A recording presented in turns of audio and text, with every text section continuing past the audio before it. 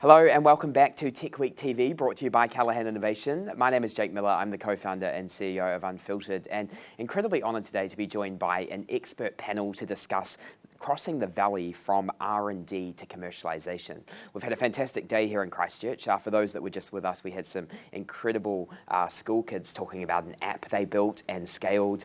So it's been a really inspirational day talking about different ideas and industries and markets. And what this session is really about is talking about research and development and how, as companies, we can be more innovative, but then crossing that valley between actually coming up with that innovation and turning that into both development and then commercialising that as well. So very humbled today to be joined by Nick and Alan from Callaghan Innovation. Gentlemen, thank you so much for having us.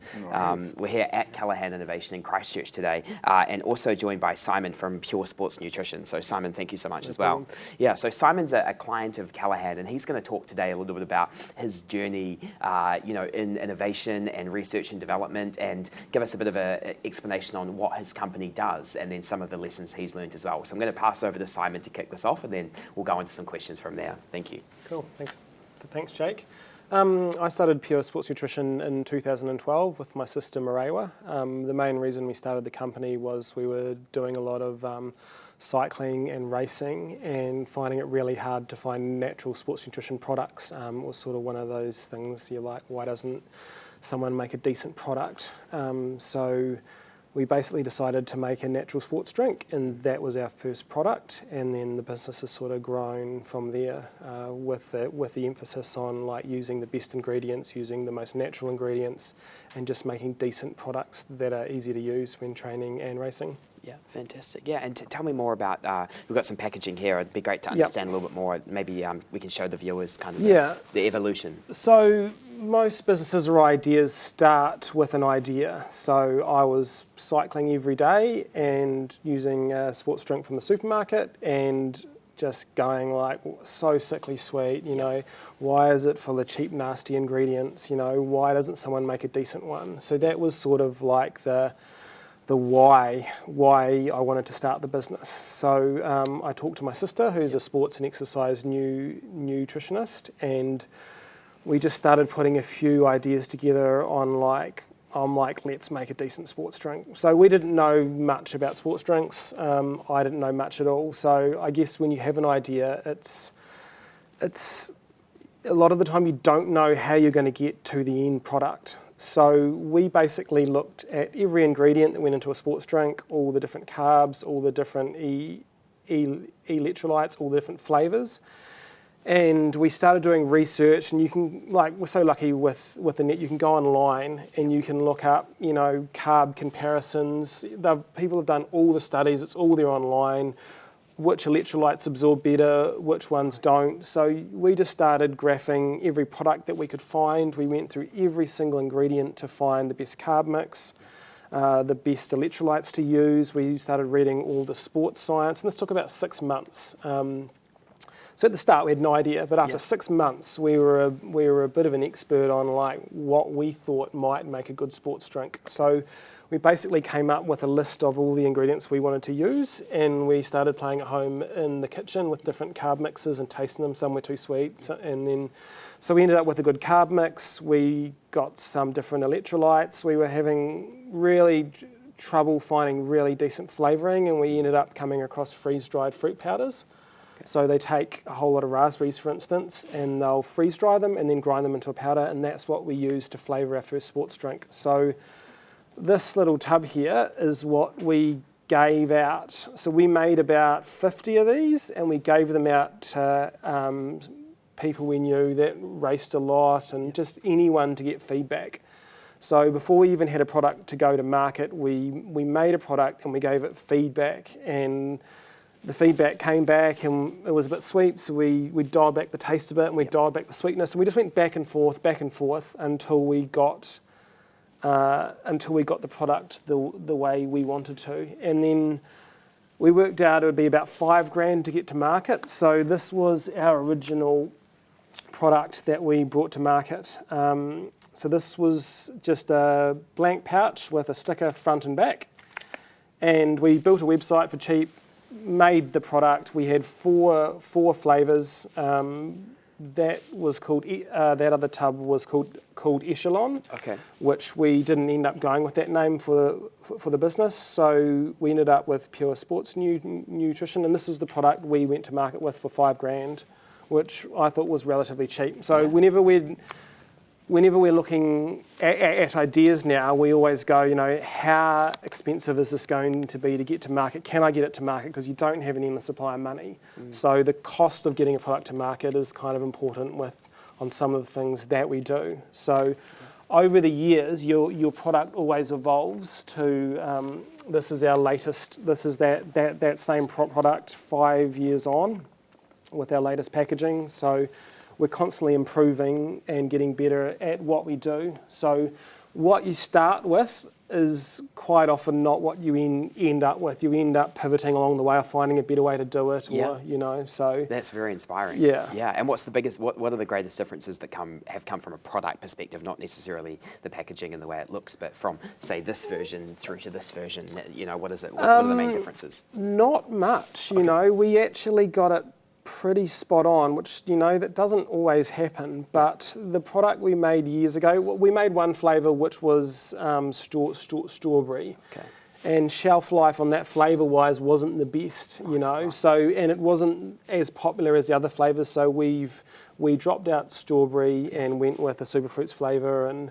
you know, that's been pretty good. But we got very lucky that product we made 6 years ago is just so good, you know, feedback is just so good. Like, when I'm writing now, sometimes when you make these products, you view them slightly differently. Sometimes when you're like up riding around the Port Hills on your mountain bike, you'll take a sip of your sports drink and go, man, that's really good, you know, and we use them a lot. So it's you kind of chuckle to yourself and go, oh, you know, it's kind of funny that you're still enjoying your product you made 6 years ago and you use a lot, and you're like, yeah, it is a good product. That's awesome, yeah. And when did you start working with Callaghan?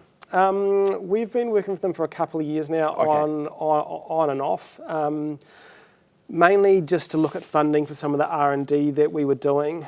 And, you know, our business started off as a sports drink, you know, let's just make a decent sports drink and go from there. And then it's grown over the years to, we did beet powder, freeze-dried New Zealand blackcurrant powder.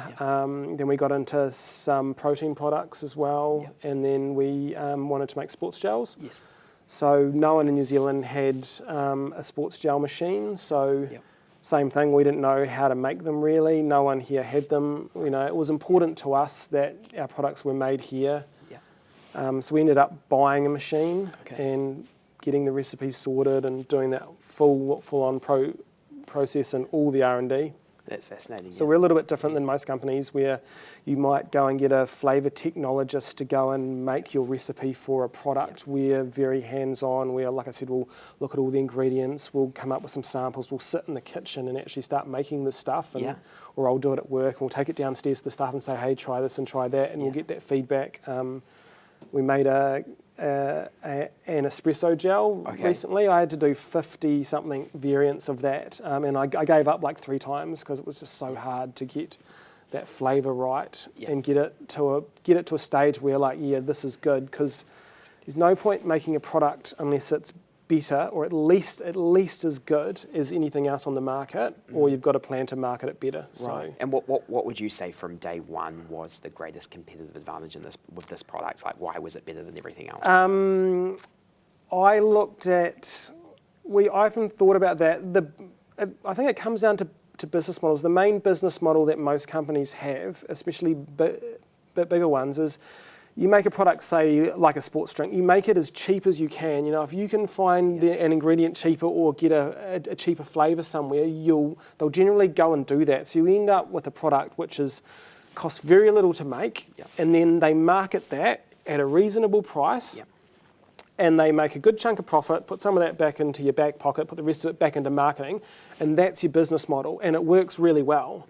Whereas that's why all the products were shit on the market, because everyone follows that. If you can make it cheaper, you're going to make more money. So when we started our business, we didn't actually look at costs, and we still don't now. When we make a product, sure, we look at costs, but when we're doing the R&D, we don't look at what an ingredient costs. We'll just go out and find the best ingredients, and quite often like with our sports drinks, you can, instead of having it in a tub, which might cost you like $1.80, you can have it in a pre-printed pouch, which is like 40 cents. So you've saved $1.60, and you can put that back into the ingredients by using, say, freeze-dried fruit. So you end up with a better end product, and because we're premium and we're New Zealand made and all that, we can sell for a slightly higher price point. And we own all our own machinery, so we've tried to cut costs wherever we can. That's great. So you still get the great product at a reasonable price point. Yeah. And we've been able to make that business model work. Okay. And that's a good point of difference. Yeah, no, thank you. Yeah, and I want to talk more about Callaghan's sort of role, not just in this business, but in businesses in general, all the clients you work with. I know, Alan, you started as an R&D engineer at Hamilton Jet a few years ago, and Nick, you mentioned you've only been in Christchurch for a few weeks, so maybe just start by telling me a little bit more about both your personal stories and why innovation and helping New Zealand companies innovate and develop and then commercialise is something that you're both passionate about. Yeah, I'll let you go first. Okay, so I mean, starting career at Hamilton Jet, that's a really good example of a company that does lots of innovation and does things really well. I still haven't met a company that works and has the systems and the processes that actually push through their innovations as good as Hamilton's. But I've been through a number of manufacturing companies, product design, and in industrial research now, Callaghan, dealing with a lot of companies going through us. So I've seen a lot of things go through, a lot of products go through. I've seen some incredibly stupid products do really well, and I've seen some fantastic products crash and burn for the most stupid of reasons. So over time, you sort of start to build up a bit of history. I've been in the inventor on a product about 15 years ago, a cryogenic refrigerator. And learned a lot on the development of going through from the invention through to a commercial product, because that's actually in commercial production now. And a lot of those things that I've learned the hard way on the way came together with one of the projects we had probably about 10 years ago now, where we had a deployment of a wave energy power device in America, and the Department of Energy, who were funding it, forced us into this technology readiness level system. So, and that just rang true on everything about how you've got to get things in your testing. You've got to, like you said, you've got to get them out with your mates. You've got to get it out on that small test, get all that feedback, develop it up before you hit the market. Because if you hit the market with something that's not right or it doesn't work, which is the worst thing, then it's fatal for the company. Yeah, exactly. Yeah. And what about you, Nick? Yeah, look, my journey's a little bit different. I started off as an engineer, materials and metallurgical engineer, worked quite a few countries around the world, but very much started off in the research side of things. And spent a lot of time within the university systems. I started up my own company in Australia as well as a consultant. But what I found my real passion was actually helping companies and helping research organisations to connect, and really looking at ways to help the little guys succeed. So I get a lot of drive and a lot of passion just by helping a company do something new that they haven't done before. And I get as much as a thrill for helping out a small little New Zealand company doing a small testing job, because what they needed at the time, compared to a large multi-international company that's doing a larger, bigger project. And for me, the thrill is the same. I really am just so impassioned about helping, now Christchurch companies, New Zealand companies, manufacturing companies get better at what they do and succeed in the areas that they're trying to develop in. That's awesome, yeah. And from having travelled all around the world and done this work in many different markets, how does New Zealand stack up compared to Australia and other markets you've operated in? Look, I think it always comes back to the number 8. Why what we've got is a great lot of innovators in New Zealand, a great lot of companies coming up with some wonderful ideas. And where they seem to fall down is the next steps. Where do they go once they've established themselves? There's always that transition from a small company to a medium company that seems to be stumbling blocks. But what I really like about New Zealand, and New Zealand in particular, there's so many organisations that are here to help New Zealand companies. Whether it's research, whether it's legal, whether it's providing funding and support, there's so many opportunities to engage with New Zealand companies and for companies like Callaghan to provide support, whether it's technical or whether it's funding or everything from legal through to development of widgets as such. Exactly, and there's a perception with R&D that it's a fairly linear process. A company goes through a discover, goes through a period of research, they come up with a discovery, then they lead it to commercialisation. What's really the reality of that process? How do you see R&D playing out usually? And I guess my experience is, in theory, it is a linear process, but there's so many decision points along the way that will just change the pathway you can go down. For example, right at the start, I've been involved with companies that have decided that they're not going to patent their technology. They just want to be involved at speed to market, but get out there before their competitors. And what that might actually do is get them 2 to 3 years ahead of their competitors and actually increase their revenue stream rather than going down the patenting process. Other examples are looking at, for example, are you going to seek investments in your technology? As a company, you might decide, well, getting investment is good, but you might end up having to lose a little bit of control of the direction of your technology. Exactly. So that will really change the pathway of your commercialisation. And looking, for example, once the technology is live within an organisation, quite often the question is, are they in the best position to take it to market? Quite often they might decide that they want to license it out to someone who might be overseas, have a bigger market, and they'll give them access to a revenue while reducing the risks. So there are so many different decision points along the way, and I think that's where New Zealand in general has a lot of resources out there to provide advice, whether it's legal, looking at patents, patent searches, even down to literature research. And I think you doing it yourself is a great example of a New Zealand company getting out there and just doing it. But there's also situations where, if, for example, you're running your business, you might not have time to do that, where you can engage with an organisation like Callaghan to do that work for you while you focus on keeping your company running. Exactly. So I think the resources that we can put around, and that's the government organisations, the CRIs and the universities can add some real value to this pathway. Yeah, and some of those steps, with Callaghan, from connecting to funding, commercial capability and key partnerships, market validation, improving the speed and the cost of getting to market. Alan, what have you observed to be kind of the most effective ways to follow R&D? We've observed a lot of companies who get bogged down in business as usual. Okay. And they have a great idea, they want to do an innovation, but the principles are still tied up with running the business. And a lot of times those ideas and things just sort of dissipate slowly over time because they don't get going. So the companies we've noticed that really get moving fast separate out the R&D from their business as usual. Yeah. And once they can do that, then the R&D can get its own momentum. Another issue that companies have is that New Zealand companies are really small. Not many of them can afford a PhD in this or a bit of capability there.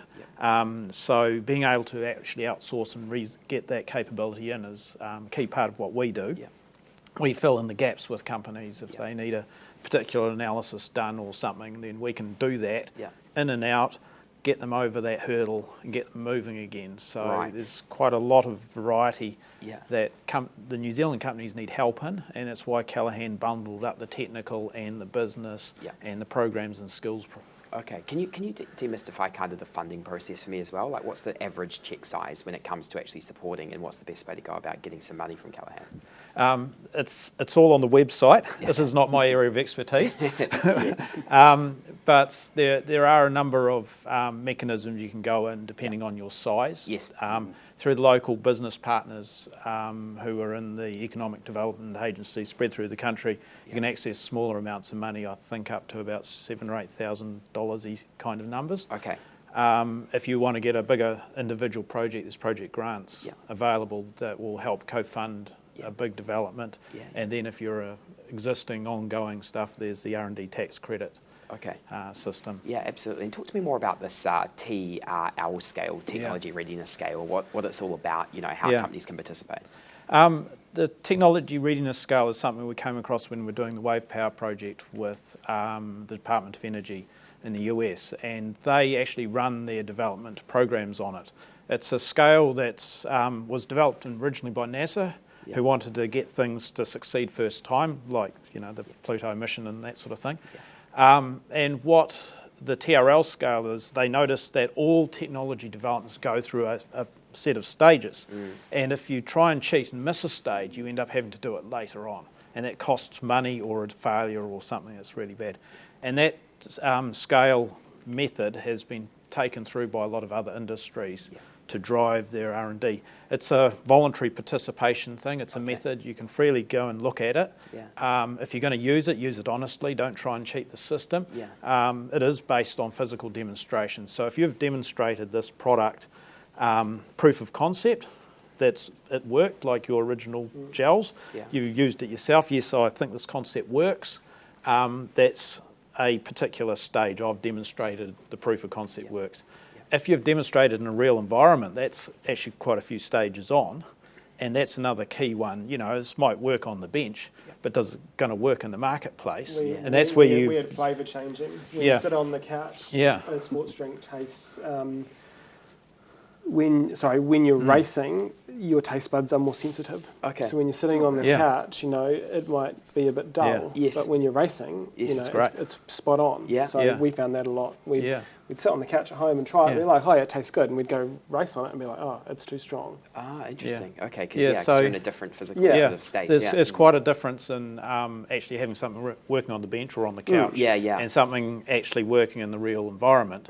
And even that's not the end of the TRL, because you've actually got to prove it in the real environment or in the marketplace to get to the end of the scale. And how should you prioritize? You all talk about, you know, getting feedback from users. Obviously, you know, there's a number of sources of feedback, you know, or ways of assessing where you should go next, whether it be competition, you know, what customers are telling you, industry insights. How do you think about those and kind of prioritize your own vision mixed with, you know, what you're being told? I think it was Steve Jobs who said the customer often doesn't know what they want. Do you guys subscribe to that ever? Possibly. Henry Ford said if he asked people what they wanted before he made his cars, they would have said a faster horse. Often the customer's imagination is limited to what they can see now, whereas the inventor has the imagination and goes the next step. And the key part of that is for the inventor to actually know the market really well, or the need really well. I mean, with your sports nutrition, you knew the need was very strongly because you were in that need industry. For us. We make a lot of products. We primarily make products that we want to use. So, you know, I make products that I want to use as well. That helps, right? So, if you know the target market but you need to know what the market's doing and what products are on the market, and that's why early on we graph every product we can find. We just about buy every product we can find. You get a very good overview of what's floating around and what products are too sweet or too sour or whatever's going on. You just get a good feel, and you need to have that information so you can make something better. Absolutely. And gentlemen, what's an example of like a company that both of you might have individually worked with that has just really inspired you in the innovation space? Obviously, we've heard a great example today. I know Callaghan works with hundreds of companies. What are some other ones that you've learned some big lessons from? Fabrum Solutions, who are the ones that are commercialise the crycooler that we worked with, are really good innovators. They make the crycooler product. They've taken it on and commercialised after our research and development project. We work very closely with them, but they will work at things. They see the need. They go into a different space. The crycooler has gone into it started off with a need in one market that was well defined, but actually its killer app is going to be in another market, which we didn't actually think of at the time, and Fabrum have managed to push into that. But very innovative company, very keen, and they just throw everything at it. That's so cool. And I guess for me, it's a bit hard for me to name names, because I think in the last 8 years I've dealt with over 500 New Zealand companies in various stages of their R&D process, right from testing all the way through to commercialisation. And I think, in the end, there are just so many highlights, and I don't really want to say certain names, what someone's specifically better than others. But I think in general what it comes down to is there are a lot of good Kiwi companies out there that are taking advantage of the situations they're in. And they're really, what I find is a lot of Kiwi companies are really agile.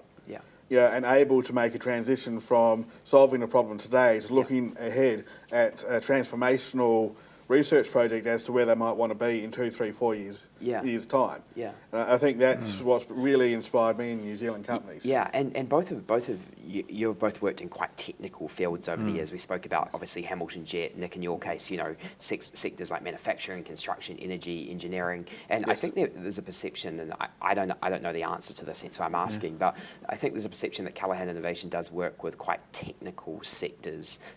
Definitely more so than others, but maybe exclusively. Like if you're in other sectors that aren't as technical and might be more creative, is Callaghan the place to go for those sectors as well? Yeah, I think there's a difference between technology and product. Yeah. The technology is what makes the product work. Yeah. The product is what the user experiences with the technology. So for your sports drink, as an example, your technology is all the carbs, it's the electrolyte mix, The science. it's science is what goes into it. The molecular weight of all the ingredients, you know, it gets quite complex. That's your technology. Yeah. The product is the flavour, it's the texture, it's how you package it, how you get it to the thing, the customer. So in the early days of our cryocooler, we built a machine, we thought we'd done it worked, great. Here's our product. And somebody shook their heads, no. Actually, it wasn't a product. About 10 years later, we had the product. Right. And the product looked similar, but it was actually quite a different package, and it was useful straight off to a customer. Okay. Yeah, interesting. Okay. Yeah. And used the same technology behind it, but it was useful.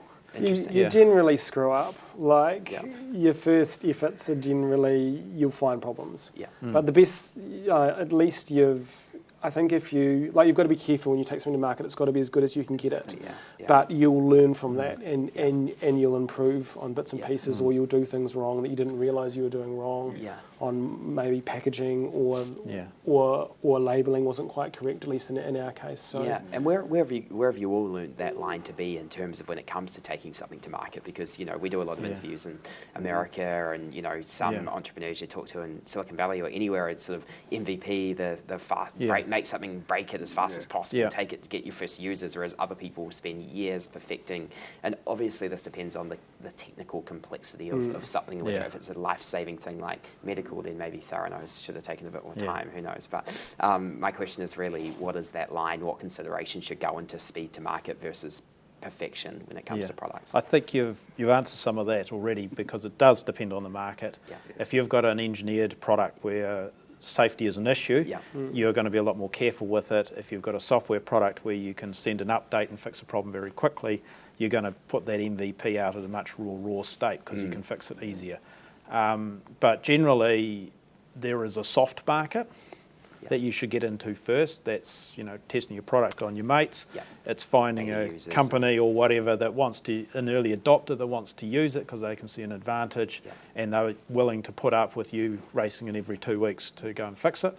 And that's how you mature the product. You never get it perfect. No, nothing's perfect. And in your case, when did you start ringing up the retailers or was it direct to consumer from the start? Pretty much once we got this ready. So. And from light bulb moment to that, how long was that? 6 or 7 months, probably. That's fast. It was only one product, and I think it might have been eight months. We did about 6 months of R&D to try and get a product that we liked, and then the rest of it was just packaging, and you know, it wasn't too complex to get a co-packer to set up to make this. And I find, like, when people have ideas, you're generally scared. You know, you have an idea, you're like, I don't know how I'm going to do it. It's a bit scary. You know, how am I going to get to this end point? And I think that's quite common, or at least it has been with me from at the very start. You know, you're just like, if you have an unknown, you're generally kind of scared of it. You know, like, how am I going to get over this hurdle, or I don't know enough about this area. But when you just start going through the process of, like we said, the ingredients or this or that, and you generally start overcoming those hurdles, and you end up eventually getting to market or making your product. But a lot of the times when you have the idea, you just don't know how you're going to do it. I think for the average person that has an idea, how do you turn an idea into an actual thing? Exactly, and that's and one of the things about that is this platform, is it ScaleUpZ, this Callaghan platform. Do you guys want to talk a little bit more about that? That's a platform where what Callaghan are doing is connecting a whole load of innovators, Yep. resources and companies in need. Yep. So if you do have a need with ScaleUpZ, you can go in there and there's a huge database of local companies that you could actually access to help you. Yes. Yeah. And learn from different examples, and yeah, for sure. And just finally, on this sector, I want to talk a little bit more about these sort of R&D tax incentives and how this has been designed to help companies and so on. So it'd be great to hear more about this. Yeah, look, they're new. They've just recently come out.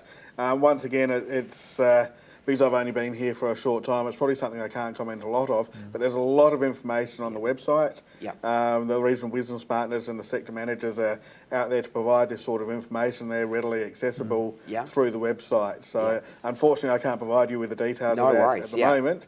But I do suggest that people that are interested to jump on the websites, and the information is very accessible. Yeah, for sure. And my understanding is the idea is that it will help the government's target of increasing research and development expenditure to 2% of GDP by 2027. So it's a fascinating fascinating time, and New Zealand's doing some great things to help help people be more innovative. To finish off, gentlemen, I'm just keen to hear like a final bit of advice that you would pass on to any company about ensuring that you stay ahead of the curve when it comes to whatever your industry is, and it relates to innovation, making sure that you don't get left behind and become the next Kodak or Blockbuster or whatever. How can you stay ahead of the game? So starting with you, Nick. Yeah, look, I guess for me, with the experience I have and reading the papers and looking at the different sources, there's anecdotal evidence that companies that continuously invest in R&D, whether it's adaptive or transformational research, are generally 10 to 15% more productive than their competitors.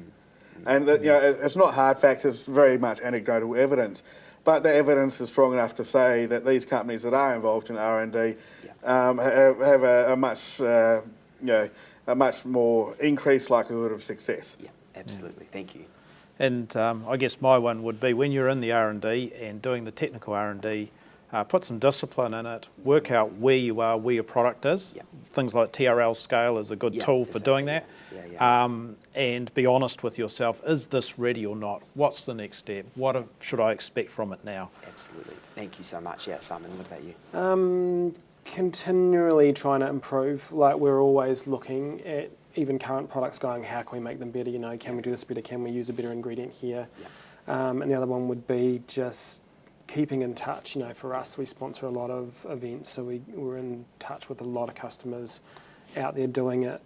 And so you're current. You're not just stuck at work in your own little world. You're actually getting out and about. For sure. Yeah, Simon, Alan, Nick, thank you guys so much for making the time today. It's been a great conversation. So much wisdom, and it's such a great case study for, and the speed at which you took this to market is phenomenal. And I think there's so much people can learn from that and your advice as well, guys. So thank you so much. And thank you so much to the viewers for tuning in. Before we head offline, I just wanted to remind you all to check out the new platform we just spoke about. That's ScaleUp.nz. It's a new platform Callaghan Innovation was proud to launch in April this year, full of online resources of how you can scale businesses, connecting you with capital and case studies and so on. So that's ScaleUp.nz. Thank you so much for tuning in. Thank you for being here. We're going to be here all afternoon in Christchurch with some more exciting sessions to come. So stick with us and we'll be back soon. Thank you so much.